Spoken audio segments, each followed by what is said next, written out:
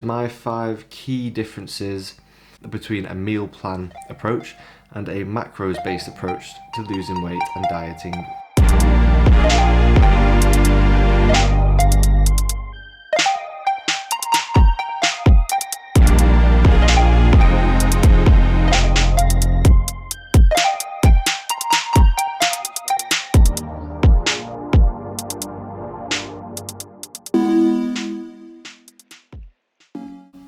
What's good, guys?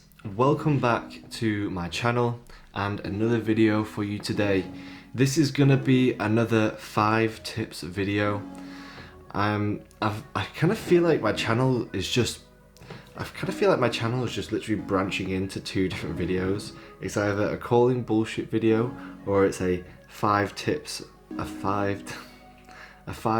on whatever that may be. But I digress. I'm going to move on to the title of this video, which is my 5 key differences between meal plan. What? English, motherfucker, do you speak it? Between a meal plan approach and a macros based approach to losing weight and dieting. For the record, to give people context, I have done both myself. My last prep for my competitions, I did a macros based approach, and a macros based approach is what I've done for most of my training time. Damn, what's up? I've been using macros for most of my training experience, but right now I'm on a meal plan for my prep for my shows in October, and I'm going to highlight to you guys the 5 main differences that I've found between the two. They both have their benefits and their drawbacks. I think it really just depends on the individual, on what you value the most in your life. By me outlining these 5 things, maybe it'll help you guys make the decision on which one to choose. But as I would always say, I think it's good to try both, because then you have the experience personally to go off and decide what's best for you going forward in the future. I'm going to dive into these 5 things and I'm going to let you guys choose which one you prefer. Difference number 1. On a meal plan, you do not need to think about food. Now, this point is probably more of a key difference you'll find when you're trying to lose weight or prepping for a competition or a holiday or a photo shoot. What I found this time is, last year I completely lost my mind. Losing his mind. And I'm reaping all the benefits.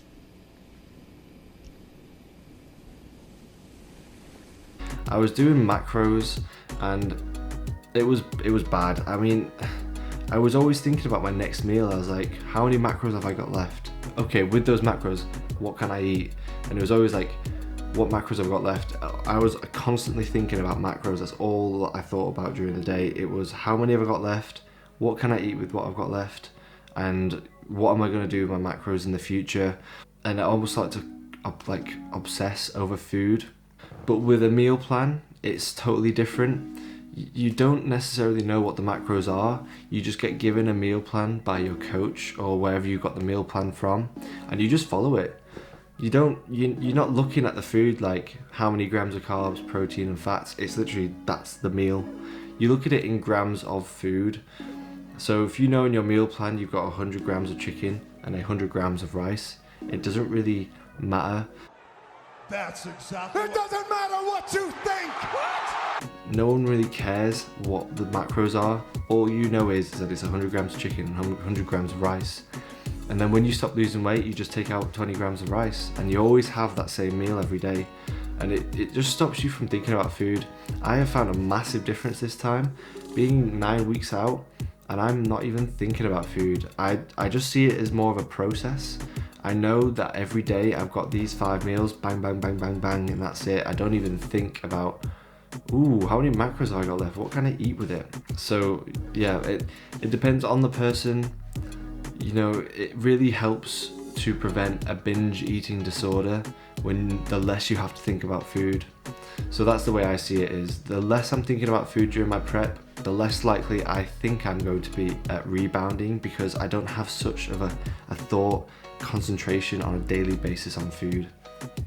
The second difference is the amount of freedom you get.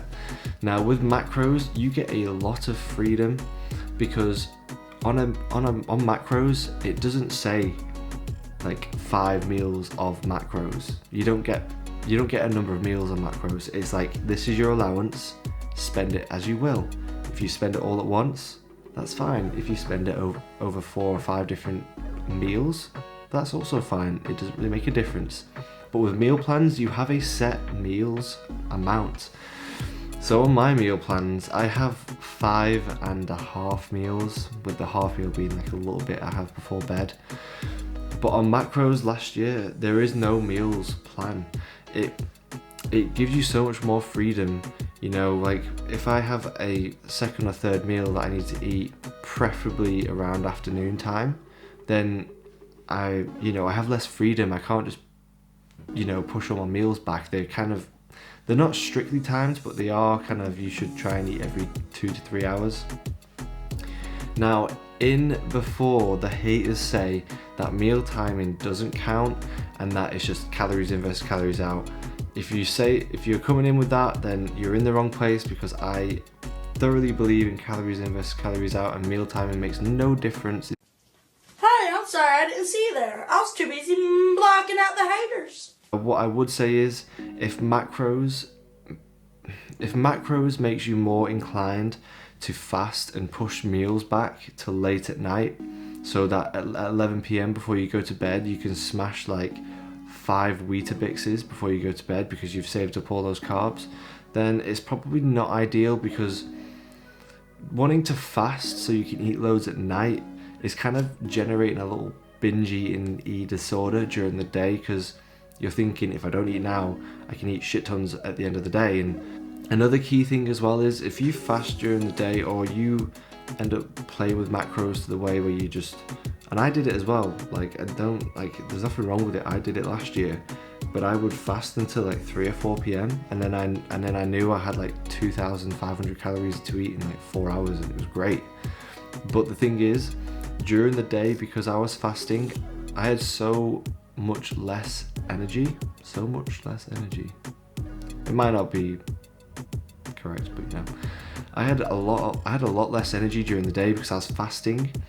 So I'd find that even though I was pushing calories back, my energy output was less.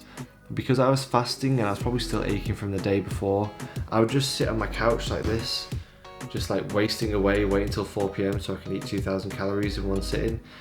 But what I didn't realize was that I was burning less calories. My metabolism had dropped because I was moving less.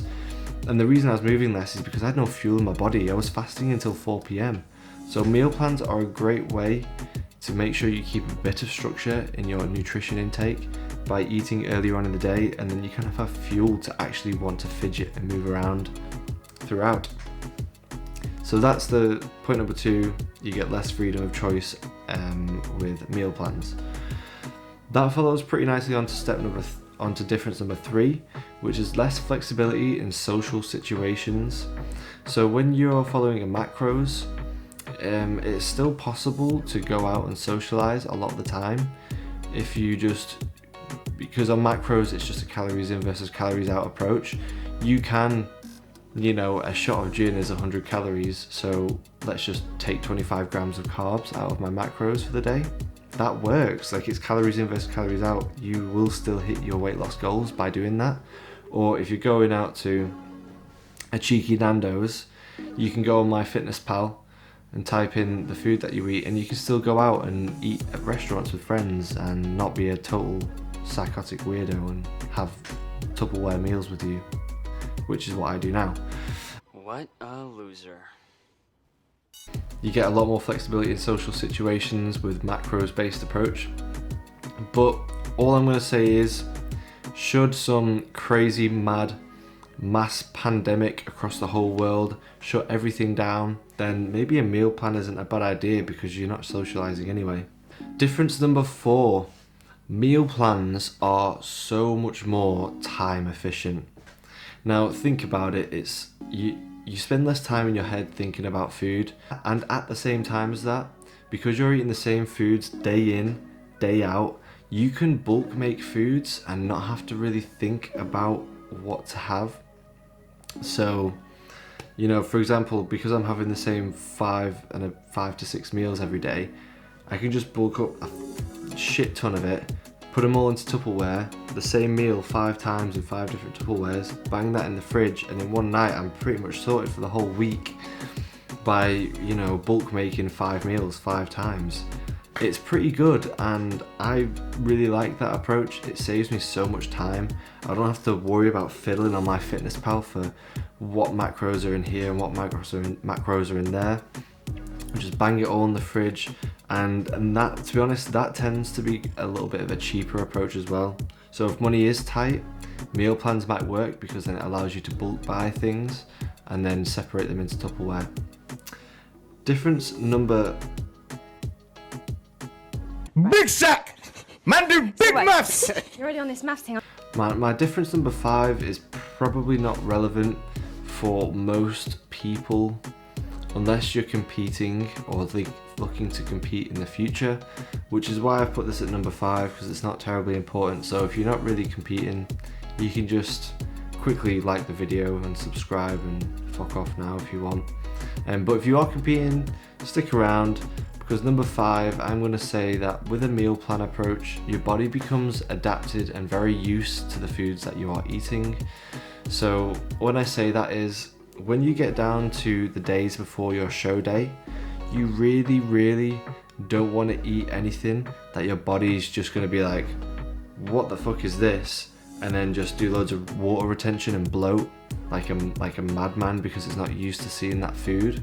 So a meal plan is really good because you know those 3 or 4 days leading up to your show, if you have the same beef, sweet potato and asparagus that you've been having for the past 14 weeks straight, then you know for a fact your body's not going to blow up with some bloat because you already know how your body reacts to that kind of food.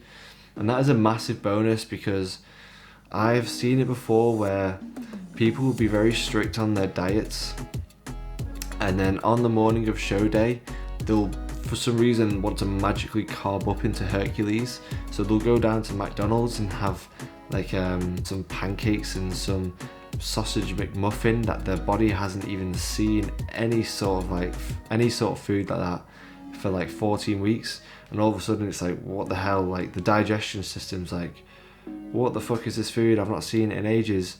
And then you probably end up bloating, and it's just not a great time in general. So I'd say your body gets used to the food, and that really helps with digestibility in general. But on show day it really helps. Now a caveat with that big difference, you need to be careful when you finish your show, because if you have been eating the same food for like 12 weeks straight, and then all of a sudden you go from your turkey and like white potato or rice to pizzas, chips, burgers, donuts, brownies and cookies, your body's gonna reject a lot of it, and you're gonna have a pretty wild time digesting all that food. You better inject fiber straight into your stomach, because you are gonna struggle changing up your diet that quickly.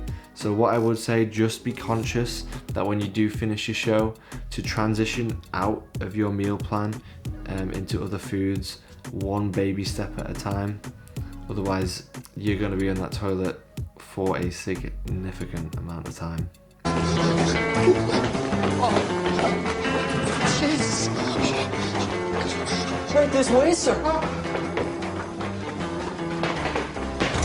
Those are my 5 differences between a meal plan and macros approach. What I would say is, what you can do is a bit of a hybrid of the two, and sometimes people fall into that bracket where they follow a macros approach, but then they find that they're eating very similar meals every day just because it's easy, you know what the macros are in them each time. I totally support that approach. If you have a meal plan of 4 meals and you know for a fact that after those 4 meals you have, you know, a few macros left to play with, that can also be a very healthy approach. But you know what, guys, if you have any opinions on the two, please leave a comment down below. I would love to hear what you think, and I'll happily respond to you with what my thoughts are on your ideas. If you like this video, you know what to do. Give it a thumbs up.